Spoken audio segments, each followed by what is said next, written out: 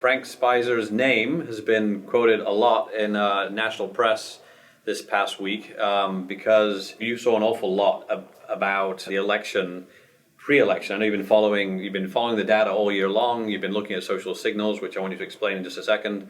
But not only have you been following it all year, but you followed it very, very closely the week up to the election and had some pretty bold calls that nobody else saw. So explain what you did and how you did it. As a company, we serve about 70% of the media market. A lot of very important publications use our platform. We're able to look at the data and discern patterns that maybe aren't available to other folks. And what I was able to do with the team was figure out the affinity for a certain platform. So we set a set of language that would roughly equate to the GOP platform, and we did some research and set aside a set of language that would roughly equate to the Democratic platform.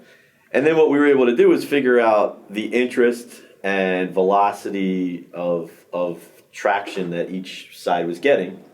And, I know people would click on both sides, but the way we sort of controlled for that is we looked at sessions that mainly clicked on the GOP stuff. That's always the first question, by the way. Yeah, people always say, like, for instance, my wife got really upset when she found out that when she clicked on stories about Trump, that it might look like she was a Trump fan, but you managed to cancel out that. It took a fair amount of research, but the way we did it was we would subtract out the folks who clicked on the set of language, not just about Hillary Clinton, but about the platform that comprised the Democrats, the things that they were running on. And we subtracted that out to have a set of GOP leaning voters, and then did the same thing for the folks on the Democratic side. But for a pretty large number of people, this wasn't your ordinary 1,200 people survey. This was... We looked at about 1.5 billion clicks that represented globally 328 million people. Inside the United States, it was about 160 million people, and 70 million of those had clicked on politically related content. So it was a statistically significant sample size. 70 million U.S. people who clicked on political stuff. Yes, and not just stuff about the candidates, but the platforms that they were running on, the things that they said in the debates.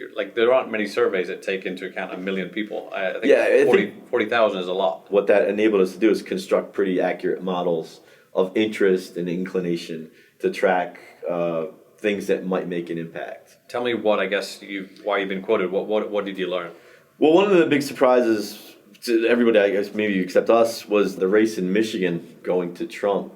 That was one of the first things we were able to look at, because the language around protectionism and nationalism and sort of applying tariffs to jobs leaving the country and products made overseas appealed to the factory workers and the union labor in that area. And even though the Democrats received the endorsement of the leadership for those unions, nearly everybody that looked like somebody clicking on stuff that a union voter would click on seemed to be inclined towards Trump. And we were able to call pretty early that he would split the union workers from the union leadership. This election, actually, one of the things about researching this election that became pretty clear is it wasn't really about converting undecided voters. This was such a polarizing election that the data and the research around it was very clean. So by measuring the language around those things, we were able to come up with a